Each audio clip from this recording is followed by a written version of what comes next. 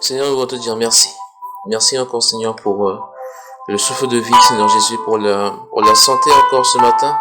Seigneur, en te louant, Seigneur Jésus, en te remerciant vraiment pour qui tu es, Seigneur.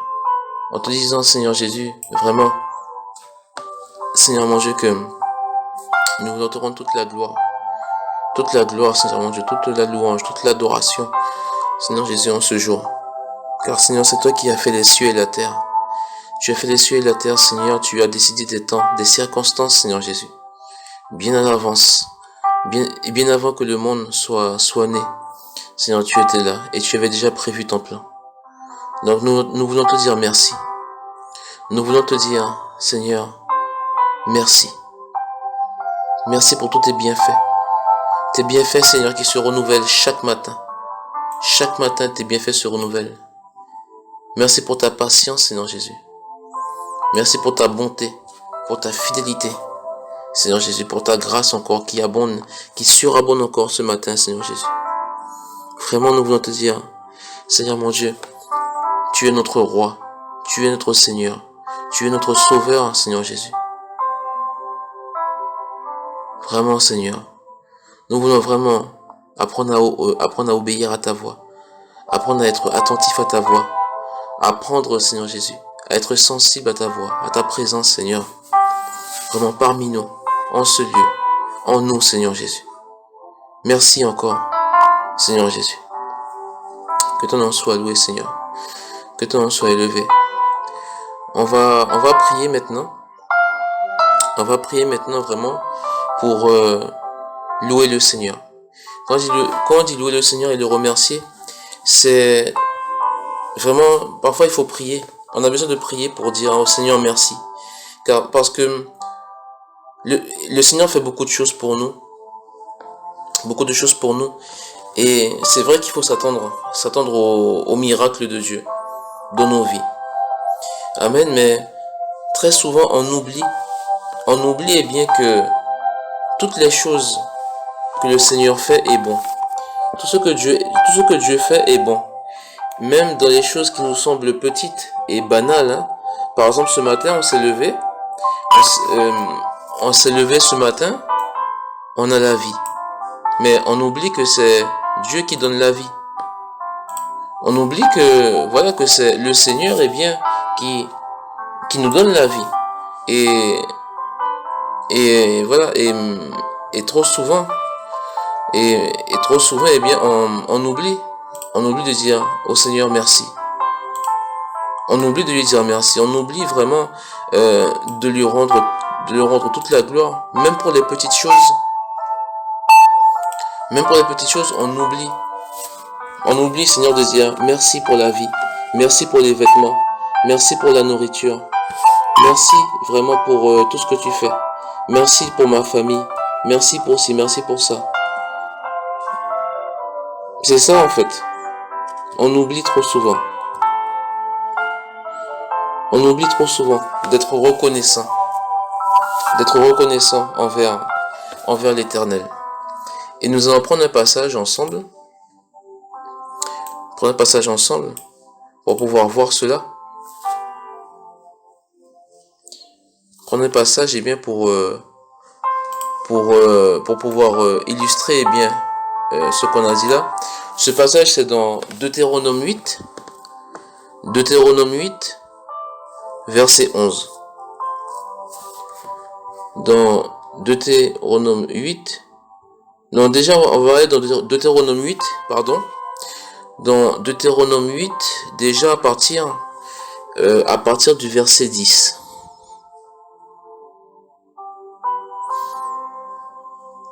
Deutéronome 8, à partir du verset 10. Qu'est-ce qu'il est écrit? Il est écrit, on va quand même aller jusqu'au verset 14. Non, on va aller jusqu'au verset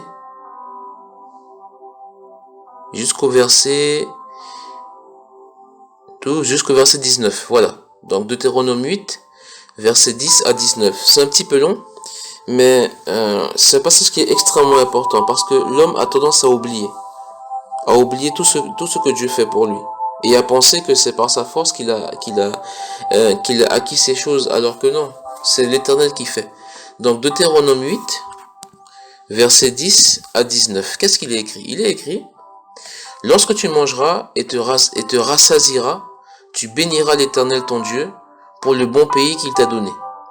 Garde-toi d'oublier ton Dieu, au point de ne pas observer ses commandements, ses ordonnances et ses lois que je te prescris aujourd'hui.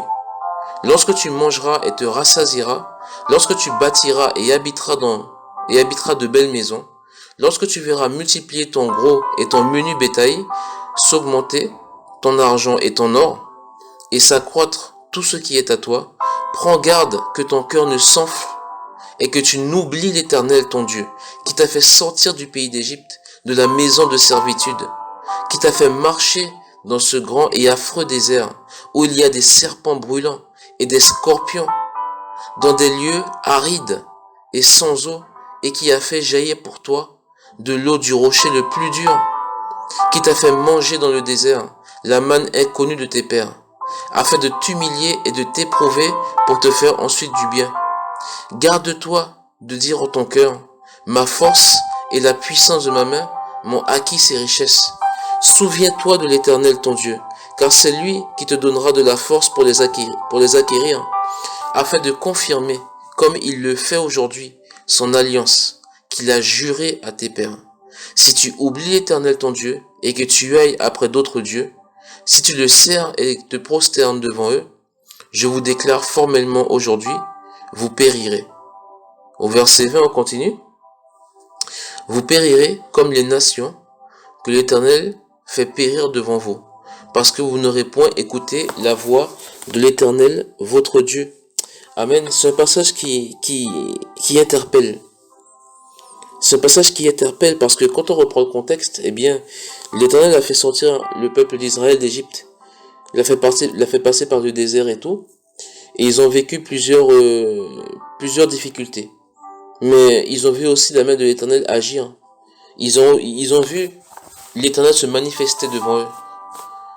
Quand on voit les fléaux de l'Égypte, quand on voit la mer ouverte en deux, quand on voit la victoire sur les ennemis, quand on voit la manne qui descend du ciel, l'eau qui a jailli d'un rocher, quand on voit qu'ils ont été préservés des animaux dangereux dans le désert, quand on voit la vie qu'ils ont eue, eh bien, ils ont oublié l'Éternel.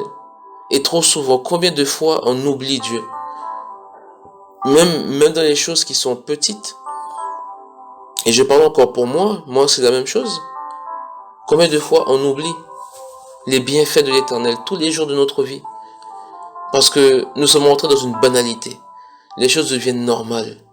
Et justement, on ne discerne plus la main de Dieu. On ne discerne plus la main de Dieu. On ne voit plus Dieu agir. Ou bien on refuse carrément d'ouvrir les yeux. Combien de fois? On va prier ensemble. Prier pour demander au Seigneur pardon. Prier pour demander au Seigneur pardon, vraiment, toutes les fois, eh bien, on a négligé ses bienfaits. On a méprisé tous ses bienfaits, tout ce qu'il fait pour nous. Franchement, nous sommes trop souvent à nous plaindre. À être inquiets. Et puis, on oublie en fait, on oublie eh bien que Jésus est avec nous, que Jésus il est parmi nous. Pourquoi se plaindre en fait? Pourquoi se plaindre? On va prier ensemble et demander au Seigneur pardon. Toutes les fois où nous avons oublié de le dire merci. Toutes les fois où nous avons oublié d'être reconnaissants. Toutes les fois eh bien, où nous avons négligé eh bien, tout ce qu'il a fait pour nous. Toutes les fois eh bien, où nous sommes passés à côté. On va demander au Seigneur pardon. Prions ensemble, vraiment pour se repentir de cela. Et puis demander au Seigneur pardon. Seigneur, nous sommes devant toi pour te demander pardon Pardon, Seigneur Jésus. Pardon, Seigneur, Seigneur, pour ce péché. Trop souvent, on a oublié, Seigneur mon Dieu. On oublie de te dire merci. On oublie, Seigneur Jésus, d'être reconnaissant envers toi. D'être vraiment, Seigneur. Oui, et d'être vraiment, de manquer de reconnaissance. Car, Seigneur, c'est toi qui fais toutes choses. Seigneur, c'est toi qui dirige toutes choses. Et tous tes bienfaits se renouvellent chaque matin. Ta parole est claire. Ta parole est claire. Tes bienfaits se renouvellent chaque matin. Et nous, Seigneur Jésus, on oublie. On oublie. On oublie et puis on ne voit pas. Soit on ne voit pas, ou bien soit on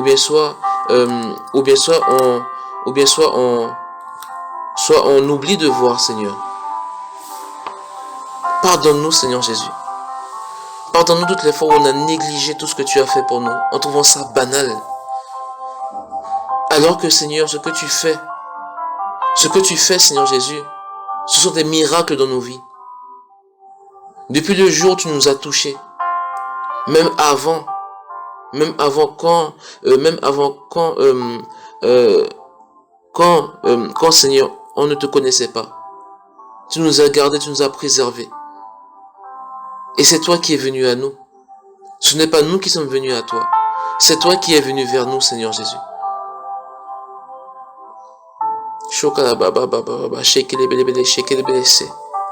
Vraiment, Seigneur, pardonne-nous. Aie pitié de nous, Seigneur Jésus.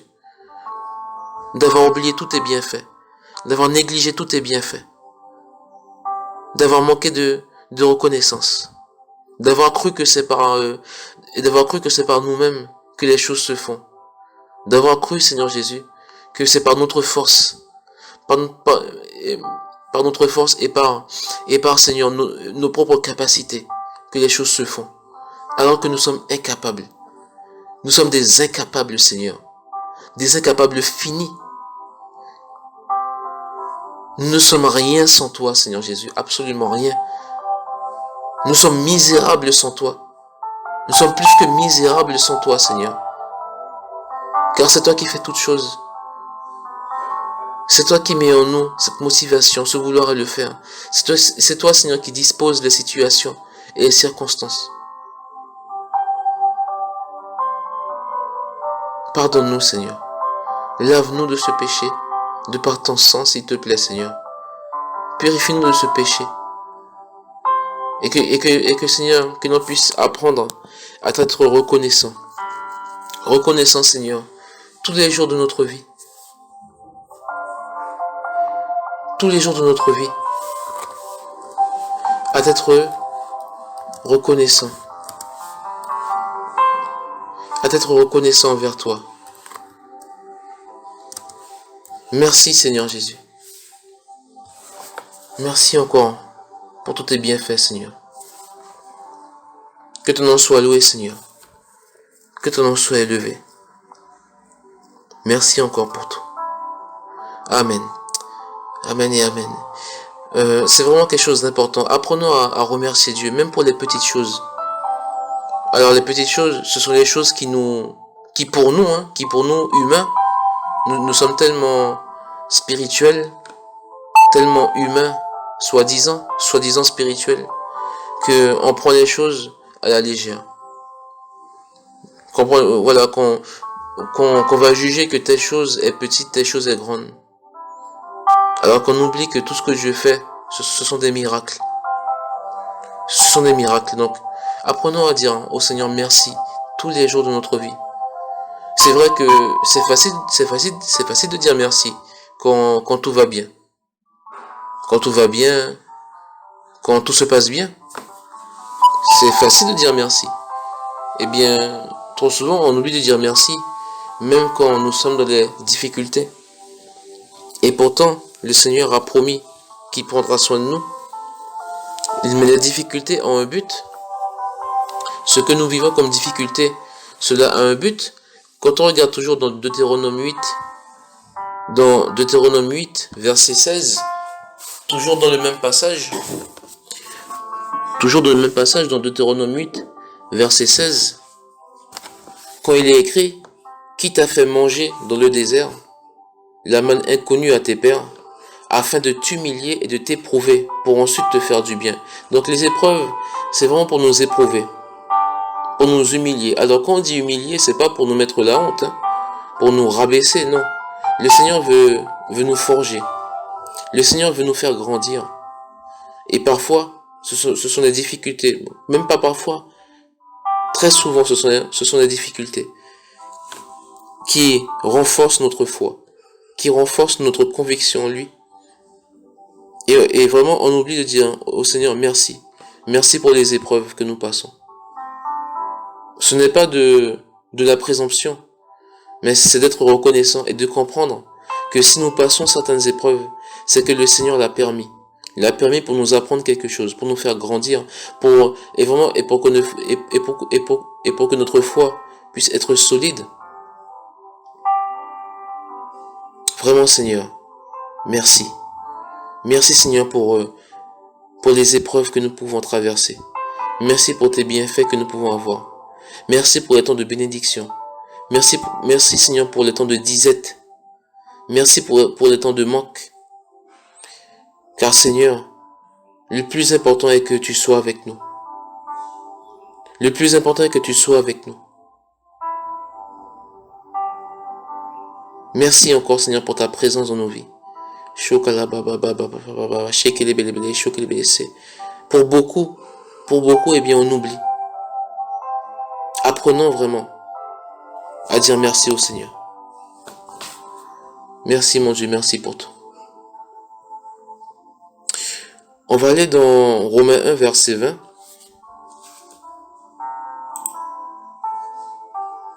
Dans Romains 1, verset 20. Qu'est-ce qu'il est écrit dans Romains 1, verset 20? Il est écrit, en effet, les perfections invisibles de Dieu, sa puissance éternelle et sa divinité se voient comme à l'œil depuis la création du monde. Quand on les considère dans ses ouvrages, ils sont donc inexcusables. Amen. On va reprendre le passage. En effet, les perfections invisibles de Dieu, sa puissance éternelle et sa divinité se voient comme à l'œil depuis la création du monde. Quand on les considère dans ses ouvrages, ils sont donc inexcusables. Là, vraiment, on parle de personnes qui ne reconnaissent pas en fait la perfection de Dieu dans tout ce qu'il fait. Quand on regarde le monde, non mais sérieusement, on regarde la terre, on regarde l'univers, on regarde le soleil, on regarde les arbres, la nature, les animaux, on regarde tout ce qui est autour de nous. Prenons le temps d'observer tout ce qui est autour de nous par rapport à ce passage. Pour nous, ce sont des choses qui sont banales. Ça veut dire que c'est normal. Les choses sont ainsi, c'est même logique. Mais on va entendre très souvent que oui, le monde a été créé par un Big Bang, tout s'est fait au hasard, que l'homme descend du singe, etc., qu'il y a eu l'évolution, etc., etc. Et moi, ma question, c'est que si on parle d'évolution, que l'homme descend du singe, qu'il y a eu des Big Bang, etc., pourquoi là maintenant, ça ne se fait plus? Comme apparemment ça fait des milliers d'années que ces choses sont arrivées, pourquoi maintenant on ne voit plus ces choses-là? On ne voit plus un homme, on ne voit plus un singe devenir un homme. Amen. C'est ça qui est bizarre. Moi, je trouve ça étrange. Les perfections invisibles de Dieu, sa puissance éternelle et sa divinité se voient comme à l'œil depuis la création du monde, quand on les considère dans ses ouvrages. La terre a été créée parfaitement. L'univers a été créé parfaitement. Quand on voit par exemple la distance entre le soleil et la terre, parfaite. Quand on voit l'univers, quand on voit le ciel, parfait. Quand on voit les arbres, la nature, parfait. Les animaux, parfait. Et puis on oublie qu'il y a un architecte qui a créé tout ça, un ingénieur qui qui est à l'origine de tout ça. Et vraiment, et cet ingénieur, cet ingénieur, cet architecte, il est divin. Et il s'appelle l'Éternel. Remercions Dieu vraiment pour l'environnement qui est magnifique. Remercions-le. Prions ensemble pour le remercier. Pour toute sa création qui est parfaite. Parce que ce que Dieu fait est parfait. Remercions le Seigneur. Prions le Seigneur pour lui dire merci.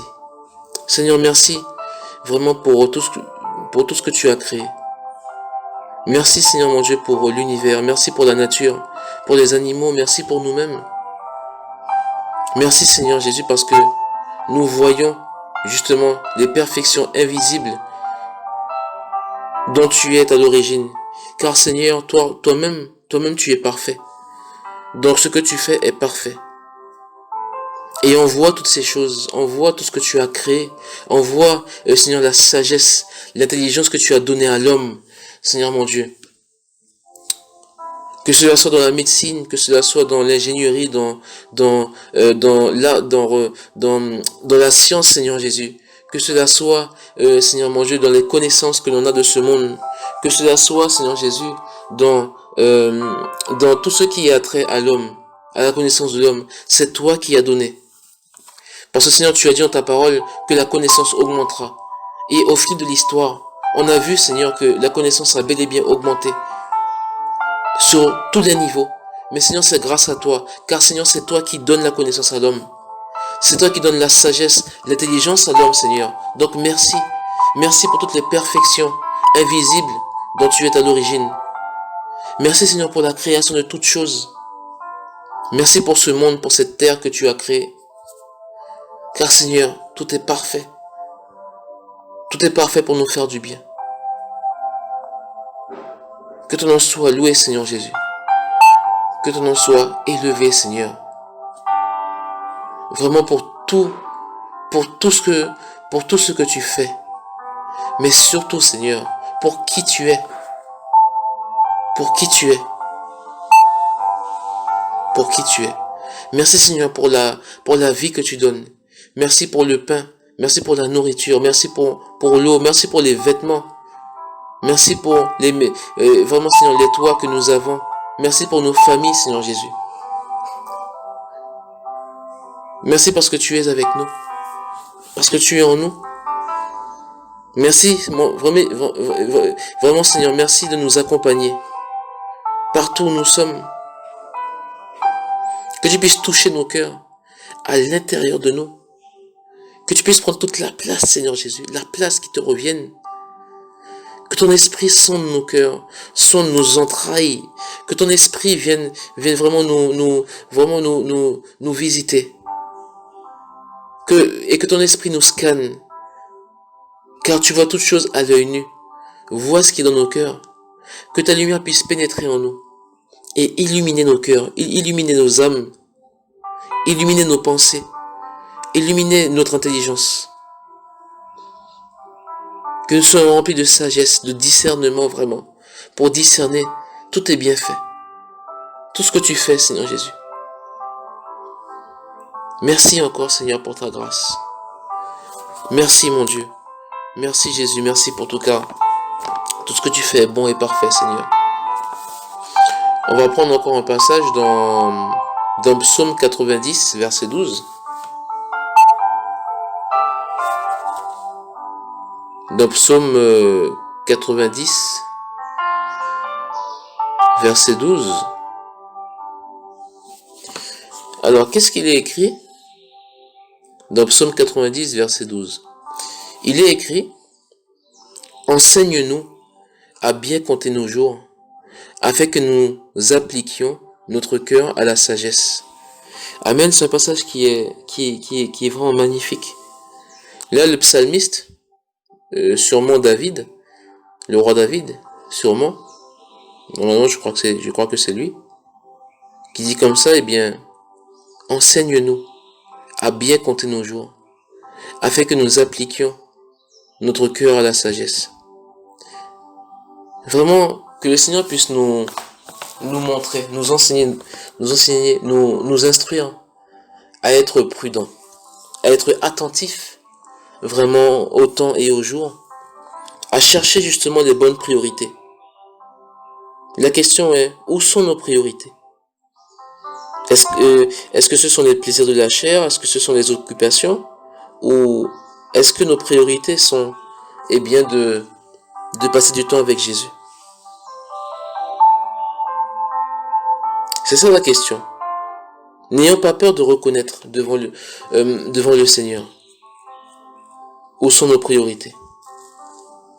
Et de demander justement à ce que, si nos priorités ne sont pas sur lui, à ce que cela puisse changer à partir d'aujourd'hui.